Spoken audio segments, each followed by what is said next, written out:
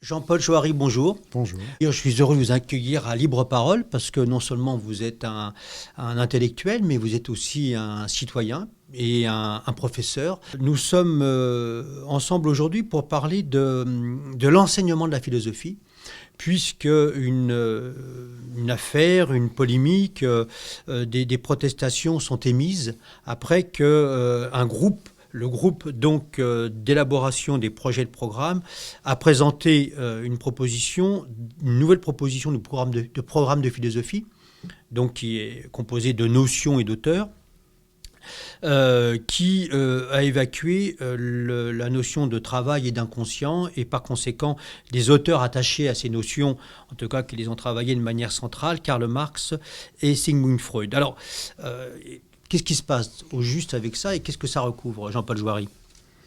Alors, oui, il y a donc un groupe de travail, comme toujours, qui est chargé d'élaborer des programmes, théoriquement, jusqu'à présent, de les proposer d'ailleurs au corps enseignant, avec une consultation qui, les dernières fois, ont conduit à modifier sensiblement les projets. Cette fois-ci, il semblerait qu'on soit dans la précipitation.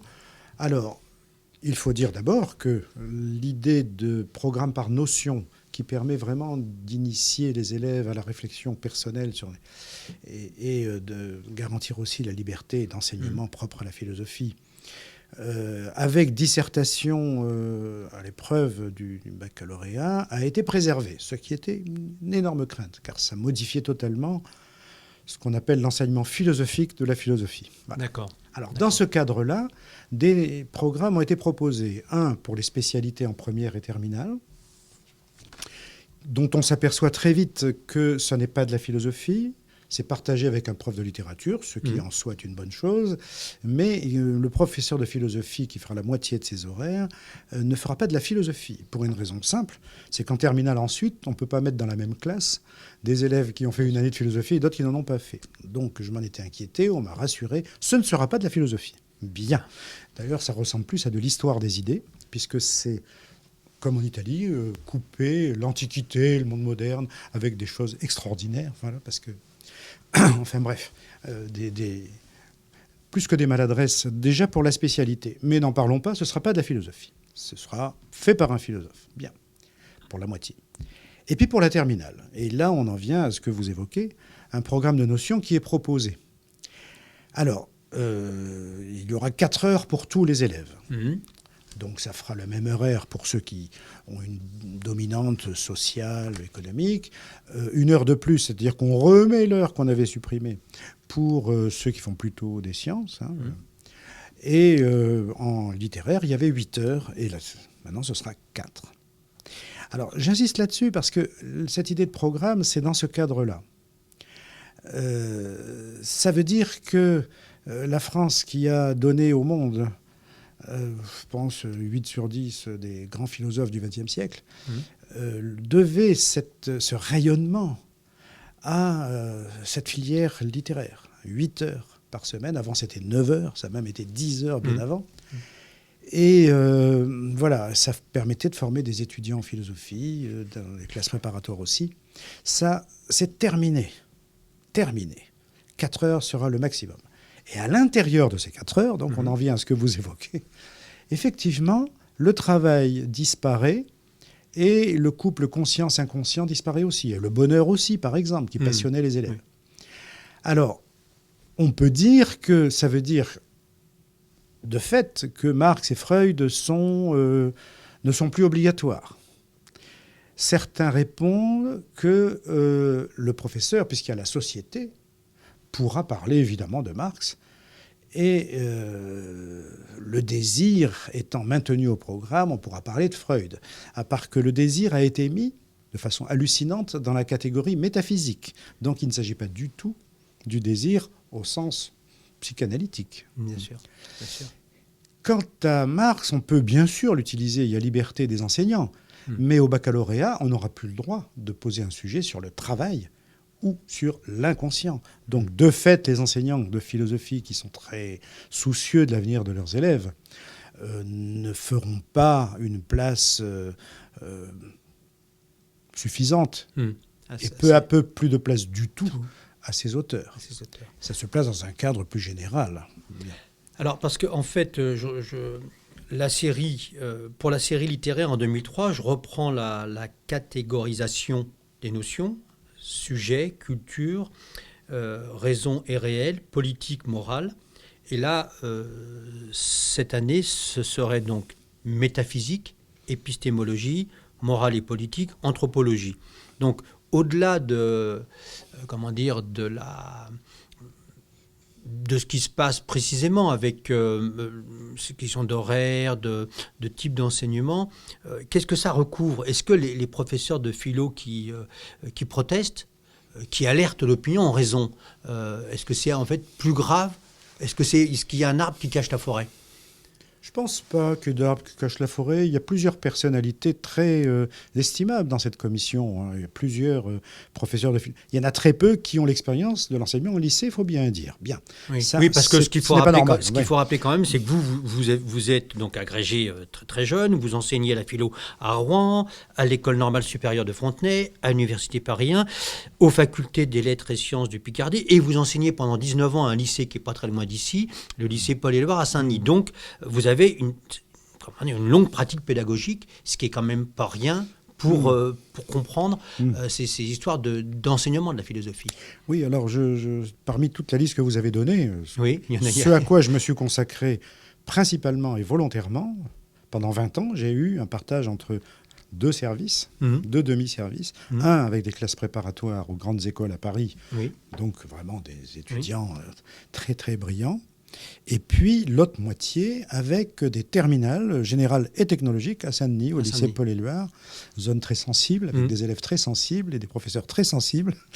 Et c'est mon plus beau souvenir pédagogique. Jamais je n'ai ressenti autant la nécessité de la philosophie, je dois dire, que dans ce lycée de Saint-Denis. Parce que ces élèves-là, voilà, avec notamment littéraire, on avait réussi avec une équipe de 5 profs de philo à monter des projets qui ont permis d'atteindre 95% de réussite au baccalauréat littéraire, avec une grande part issue de l'immigration, des catégories sociales pas très favorisées, il faut bien dire, et un enthousiasme incroyable. C'est mon plus beau souvenir de professeur, 19 ans au lycée Paul-Éluard. Je ferme cette parenthèse. Et donc, voilà, je ne pense pas qu'il y a un arbre qui cache la forêt. Ça se fait tout seul, ces choses-là, avec des compromis entre membres de la commission, etc. De fait, on obtient un résultat hallucinant. Puisqu'il y a 4 heures au lieu de 8, alors bien sûr, on enlève des notions. Le travail, conscience et inconscient, comme par hasard. Mais en revanche, on met non seulement la religion, mais on ajoute une autre notion, l'idée de Dieu, qui n'a jamais figuré dans l'histoire, sauf au début du XXe siècle. Vous savez, quand à la Sorbonne, on posait la question en philosophie, a-t-on 1 ou 2 anges gardiens? Voilà, en gros.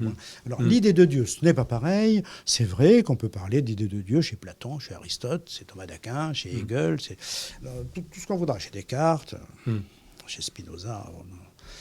Mais pourquoi mettre la religion et l'idée de Dieu et enlever le travail et conscience et inconscient? Là, c'est un état d'esprit moyen. Il y a eu des compromis, je pense que tout le monde n'est pas d'accord là-dessus.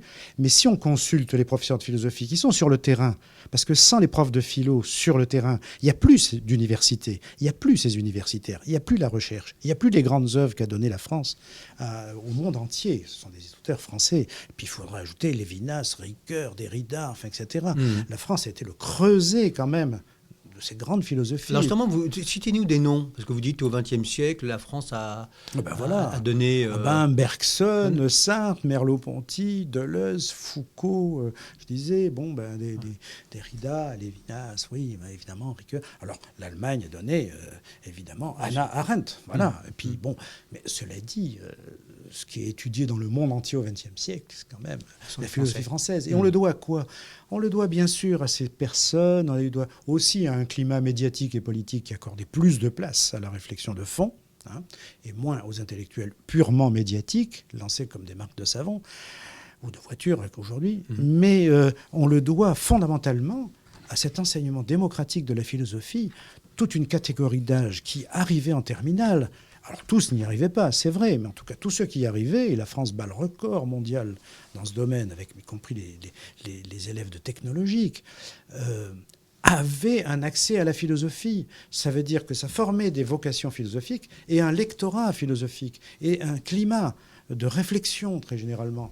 La philosophie, c'est pas tout, mais elle se nourrit de tout. Donc ça permet de former à la fois la citoyenneté et une certaine forme de réflexion dont toute civilisation a besoin. Et là, ce qui est en train de se passer, alors au-delà de ces réflexions sur les programmes, ils ne seront jamais parfaits, mais là c'est un peu gros, je trouve. Hein. Alors donc un peu gros, pourquoi Parce que supprimer Marx et Freud, de fait, oui.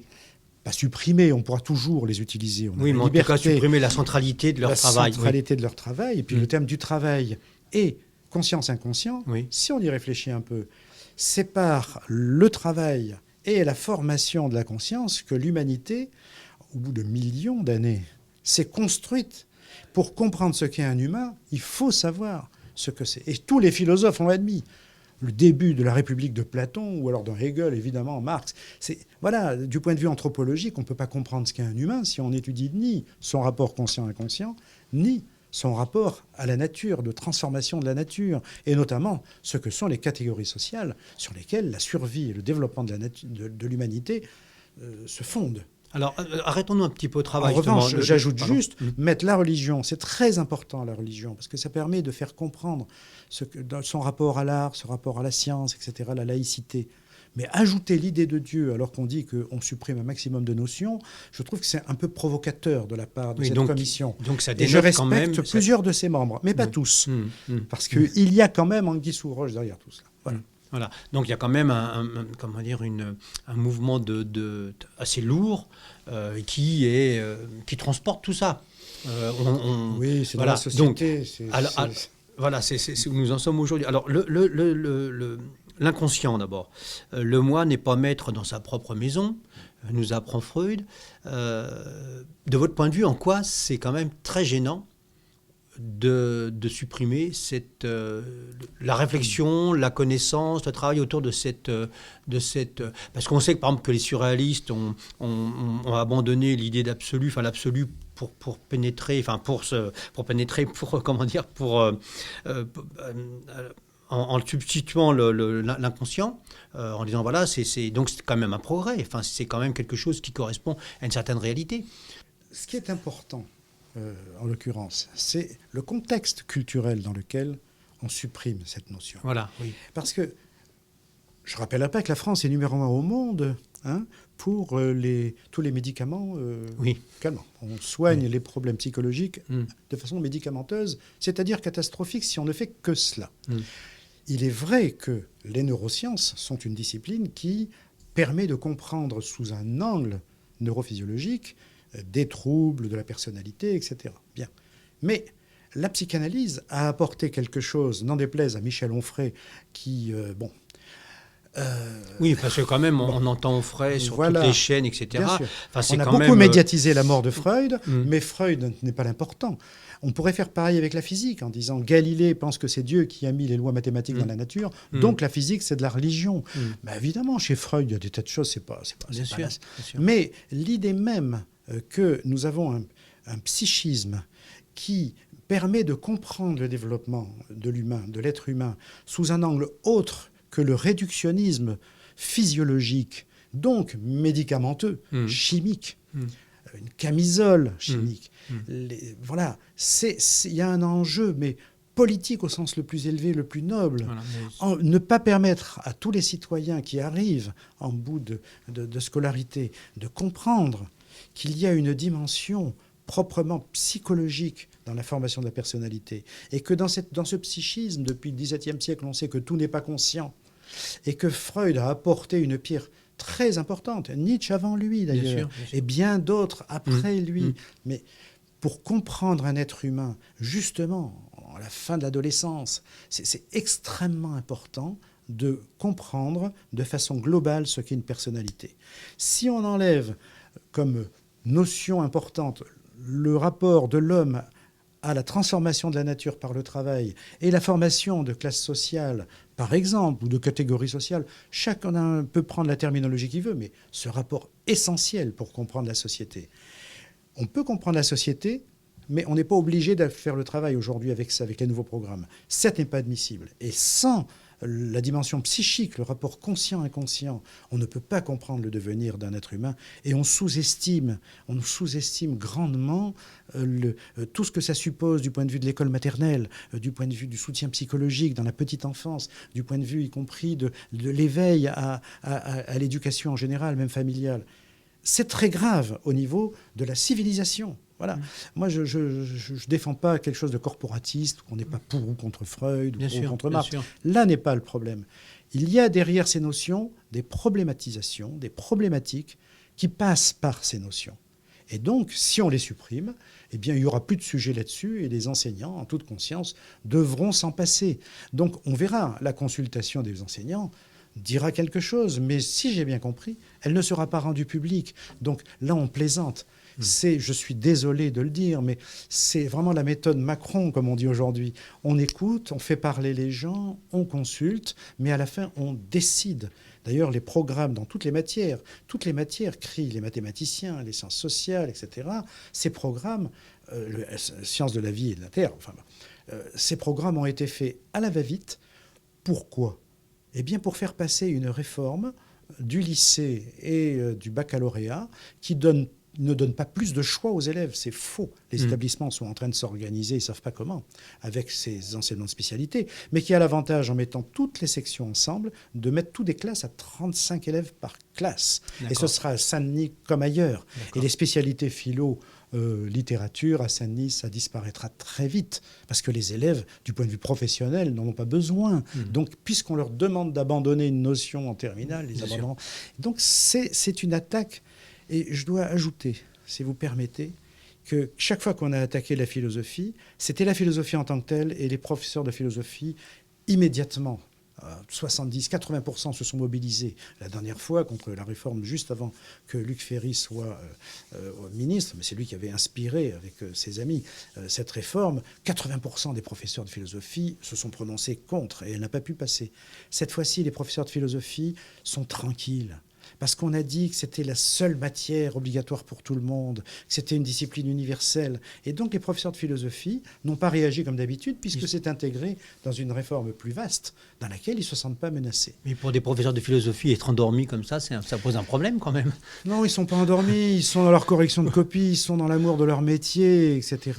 Mais c'est surtout qu'ils ne voient pas, notamment les plus jeunes professeurs, ils ne voient pas les effets à très moyen terme sur la présence même de la philosophie à la fin du secondaire et sur la formation des futurs philosophes. 67% des étudiants en philosophie à l'université viennent de la filière littéraire. La filière littéraire disparaît. Seule la philosophie subit ça, parce que c'est la seule matière qu'on étudie qu'à la fin du cycle secondaire. Bien sûr. Donc la philosophie est la seule discipline qui perd potentiellement l'essentiel avec cette réforme. Mais ça, on le verra dans les années qui viennent. Donc les professeurs de philosophie, pour l'instant, se disent qu'après tout, ils sont des rescapés de la réforme. Voilà. Bien. Alors, vous êtes bien sûr professeur, mais vous êtes aussi, votre vie est marquée par l'action militante. Beaucoup de gens qui nous regardent, nous écoutent le savent. En plus, vous avez une pratique du dialogue, du partage. Vous avez beaucoup écrit avec d'autres. Donc, éloigner le plus possible du dogmatisme qui a fait tant de dégâts et qui continue à en faire tant, d'ailleurs, selon les endroits où ça se déroule, les camps et politiques. Alors, justement, par rapport aux politiques, par rapport au rapport à la politique et aux politiques, votre dernier livre, La parole du mille-pattes, deux points, difficile démocratie. Qu'est-ce que vous auriez à dire, vous, comme professeur de philosophie, comme philosophe aussi, aux politiques concernant la démocratie ? Alors, ce livre-là, je l'avais terminé complètement il y a presque une année. Et il est paru en plein mouvement des Gilets jaunes. Alors, ça a fait rire l'éditeur qui se disait que ça tombait bien. Parce que, non, justement, c'est le silence, en dehors d'un article dans l'Humanité, c'est le silence. Mais, en Afrique, on le lit.